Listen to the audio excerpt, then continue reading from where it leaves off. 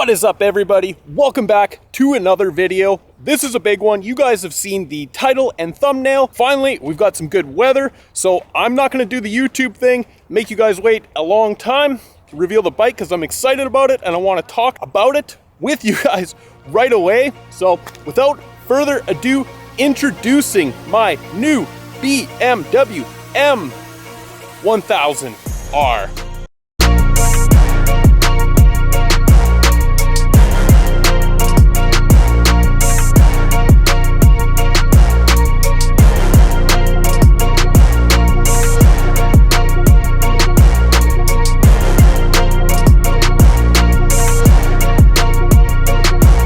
I am hoping you guys are as excited about this motorcycle sitting right behind me there as I am, because I'm super pumped about it. I never thought in a million years I would get a naked bike. I've always liked the fairings. I always liked having like a crotch rocket, if you want to call it that. Never thought I'd switch to a naked bike. A couple years ago, I went on a road trip, and that's kind of when I realized I wanted a naked bike. Two of my good friends had Super Dukes. We were on a long drive. It was a 12-hour ride for the day. We rode all the way down to the States, back, and they're on Super Dukes, and they were completely fine. They were a little bit sore, but at the end of that trip, I was done. Like, I'm getting old. I'm 35 now, and I was absolutely done. And I was super jealous of them being able to be in, that upright position. So 2 years later, finally it's not a Super Duke, but it's a BMW M1000, which I think is way better. It's got 20-ish more horsepower than the Super Dukes. So yeah, get excited. Big plans with this bike. Trips, all kinds of stuff. I'm going to get into all that right now, show you everything, my plans, everything. Let's get into it. Back in 2015, I had a 2010 BMW S1000 RR. I wanted to do motorcycle trips, but I wanted to have a fast bike. I wanted to be able to ride corners when I got to the destination. So like I've done huge trips on motorcycles before, huge trips. I've done, just for an example, I've done from Regina, Saskatchewan in Canada over to Vancouver, and then I rode down the coast from Vancouver all the way to the Mexican border, basically. I stopped in San Francisco, I stopped in LA, I stopped all around there. I checked out the Mulholland Highway, I believe it's called. I think it's closed down now, but yeah, I stopped there, I checked that out. Then I rode up through Las Vegas, Colorado, all that kind of stuff, right all the way back home to Regina. It was a 2-week trip, and I mean, the RR, it worked. I was able to get a backpack strapped to the back. I'll put a little picture right there of my huge backpack on the back. I mean, it worked, it was great, but I was absolutely done. I was riding roughly 800 kilometers a day, and just being in, that hunched up position was absolutely brutal.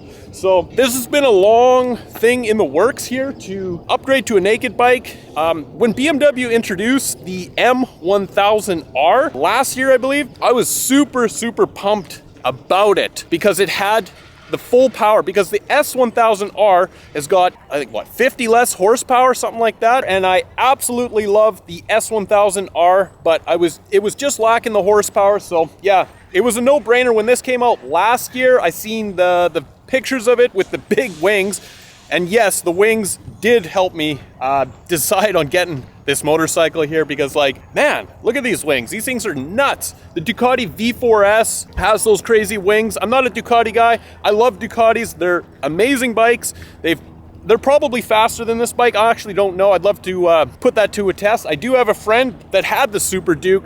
He's upgraded to a Ducati V4S, so I do plan on squaring up with him, testing out his bike. Hopefully, if he lets me ride it, I'd like to switch bikes and just kind of, try it out. But I'm a BMW guy through and through, so it's always going to be BMW no matter what. I'm not against other brands. I'd like to get some other brands someday, but for now, it's just going to be BMW. I still have my S1000 RR, so oh yeah, switching hands. This camera is heavy as hell to hold out here for an extended period of time, so I've got the left in here. Hopefully it looks okay. Anyways, yeah, I've still got my S1000 RR. I absolutely love that thing. I want to turn that thing into a track bike, maybe, I don't know. I might sell it, I might not. See if I ride it. If it just sits there all summer, I might consider selling it. So this bike, fully insured, fully covered, 100% on the road. And I've got my RR. It's on storage insurance at the moment, but I can plate it. I can permit it, for the day, anytime I choose, which is great if I want to just permit it, but I feel like every time I want to permit it, it's what, $30? I feel like that's going to deter me because I've got this bike sitting behind me that's fully insured, brand new. I want to test it out. I want to get going on it. So, but I do really want to make an effort to try and still ride my Double R, even though it's way more uncomfortable, but it is better in the corners. It's designed that way. I want to be able to use it on the track, like I said before. So you'll notice this bike is white. I wanted a black bike. I kind of wanted to get everything all blacked out this year, but there is a carbon fiber version of this motorcycle here. Switching to the left again. There is a carbon fiber version of this bike here. It's $7,000 more. It's got the carbon wheels and all the fairings are carbon, everything like unreal. I'll put a little picture of it up right here. I'm sure you guys have seen it, but carbon fiber, absolutely everything. But I just couldn't justify spending $7,000 more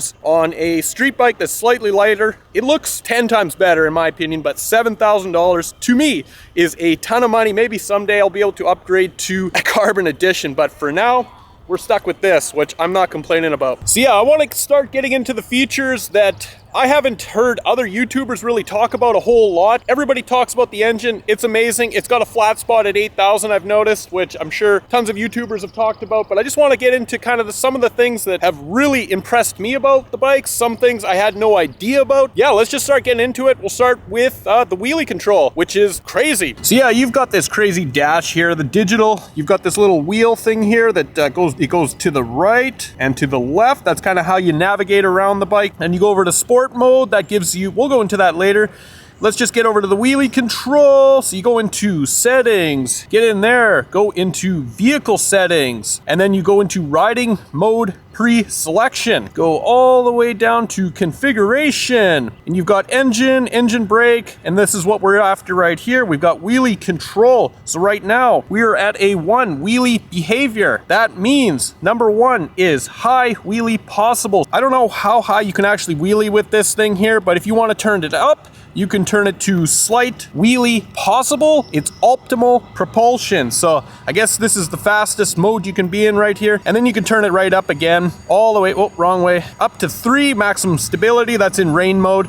Or if you want, you can turn it all the way off and feather the back brake, which I don't know how to do. But yeah, I just think that's crazy. I can't wait to test that out and see how high you can actually go in high wheelie possible. So one of the things with having a key fob, I had no idea. Like I was like, one of the first questions I had, like, cool, key fob, you just hit push to start, no problem. One of the questions I had was, how do you lock the steering column? There has to be like a spot down low. On my DRZ, there was a spot kind of down low. You'd put the key in, turn it over. But no, I'll show you guys. This is crazy. To me, I had no idea that bikes did this. If you want to lock the steering column, you just turn the bars all the way to the left like you usually would, and you just hold this button down and wait for it.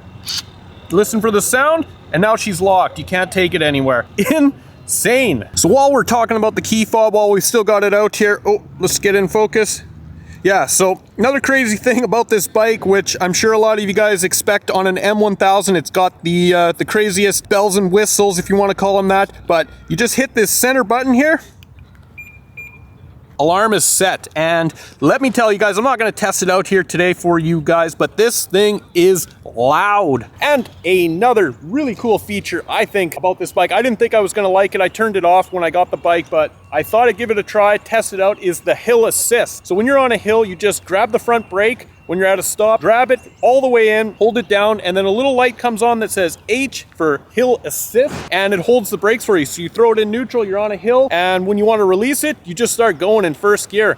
Unreal. It's actually really nice. One of the things that really surprised me about this bike is it actually has no tail lights whatsoever. Nothing here, nothing integrated in. They're actually in the signal lights here. Honestly, I'm not crazy about that. I think it would be cool to have, you know, like a little strip up here or something like that, some kind of tail light, because if you ever want to change the tail lights, like they don't look bad, but most people change them. They put some more sleek ones in there. You've actually got to get ones that will work with the brake lights. So one of the last things that I want to talk about with this bike is mods. Obviously, I'm going to do mods to it in time. Everything's expensive. I've just dropped a ton of money on this, on the down payment on this. Yeah, I'm making payments on it.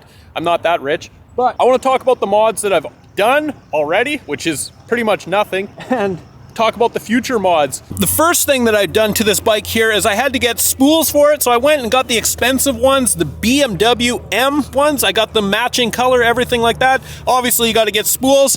One thing about these is they actually spin, which is, I don't know, I guess that's better, right? You're not scratching them. Next up on the list, obviously, we got to get some frame sliders in there. I know the wings will probably do most of the work, but after the wings rip off, if I ever do decide to crash this thing, hopefully, fingers crossed, I do not crash it, the frame sliders will take over and save this bike, save the frame as they're intended to do. I've also got some front sliders for the wheels on order. I've actually got to pick them up today. So also this stupid reflector's got to come off. That's probably my next mod that I'm going to do tonight, is get rid of these stupid reflectors. They look absolutely awful. I've got all the protection things out of the way. That's kind of what I wanted to take care of first. They're not too expensive and they're super important. So next on the list, obviously, is an exhaust. It's got an Akrapovic exhaust on it right now. It sounds okay. It's nothing crazy. It's loud for stock, I guess, but it is whisper quiet compared to my Austin Racing exhaust I've got on my Double R.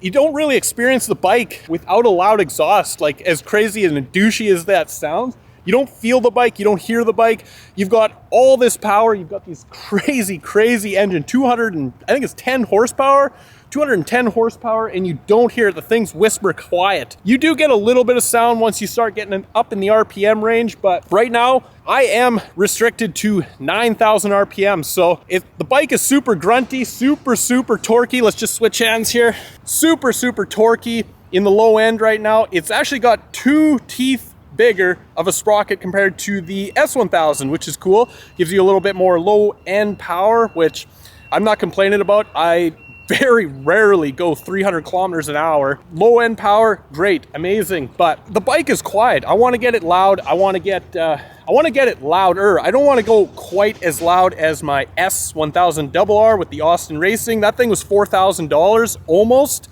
$4,000. That thing is just nuts. What I do want to do is just get a full system, get it tuned. For starters, I'm just going to keep the stock tip here. The thing's got carbon fiber on the end there. It looks amazing, I think, for a stock exhaust. It says Akrapovic on there. And just get the full system, the full headers. What I do need to decide, though, is do I go full titanium or do I get stainless steel? Stainless steel, I think, was $1,200-ish, and titanium, you're looking at $2,500. Like, let me know down in the comments, do I spend the extra $1,500 getting titanium, or do I just get stainless steel? Both are, I think they're gonna sound very similar. One just looks better. The blue titanium, my Austin Racing is titanium, and it's all blue, and it looks cool, and it's lighter and great, like all that good stuff. But do I really care about a few grams, few pounds? I don't know how much lighter it is to spend $1,500 more dollars. This is one of these bikes that I'm gonna keep for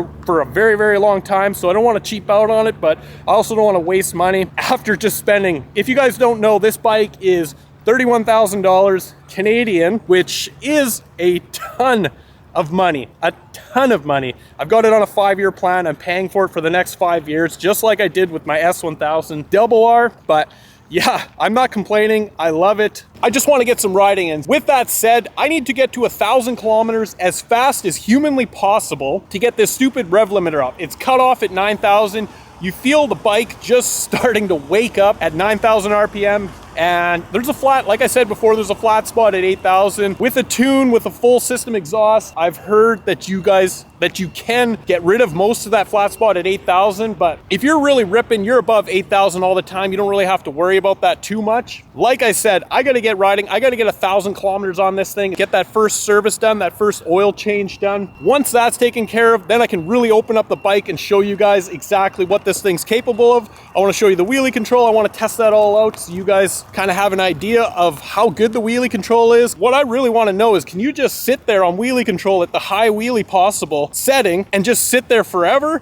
Or do you actually need to know how to do proper wheelies and feather the back brake and all that good stuff and not just rely on wheelie control? Get excited about all of that, because that is all to come here. Part 2 of this video is going to be me actually riding this, I haven't had great weather until today. So without further ado, let's get to some riding. Stick around for part 2 of this video because it's just going to be riding, me experiencing the bike, telling you guys what I like about it, what I don't like about it. And then once I get that rev limiter off, obviously I'll make another video and show you the real power of this thing, test out all the things, give you the wheelie video, give you all of that great stuff. So I hope you guys liked the video. I hope you guys learned something today about the M1000R that I had no idea existed on it. Like just a couple little things here and there. I'm sure you guys have seen other videos if you're at all interested in this bike of all the main ticket items. I'm not going to get into that. There's so many videos out there where guys are kind of going into detail about how it corners and the suspension, and which, getting into suspension, there is the 4 riding modes in there. Road mode is crazy. I never thought I would like road mode, but road mode is actually very nice. You put it in road mode and the suspension softens up and you ride around. You barely feel the bumps. So for road trips, it's going to be absolutely amazing. It's still got tons of horsepower in road mode, so I've noticed, but like I said before, I am limited to that 9,000 RPM, so I don't really know. It's crazy road mode. And then you put it in race mode, race pro mode. The suspension stiffens up like crazy. You feel every little thing in the road, which would be absolutely amazing if you're ripping the twisties, ripping the corners on the track, obviously, anything like that. Highly unexpected. I never, ever took my double R out of slick mode. I just left it in that. I never touched any of the modes, but yeah, road mode is actually usable and amazing. It makes a huge difference. But if you guys like this video, please leave a like, a comment, share it with your uncle, your aunt, your grandma, your grandpa, for that matter. Let everybody know that I'm out here making these videos with my new, just get it in there, M1000R, and I'm super excited to share it with you guys, go on road trips, all kinds of stuff, adventures this summer. So with that being said, I will see you guys in the next one. Goodbye.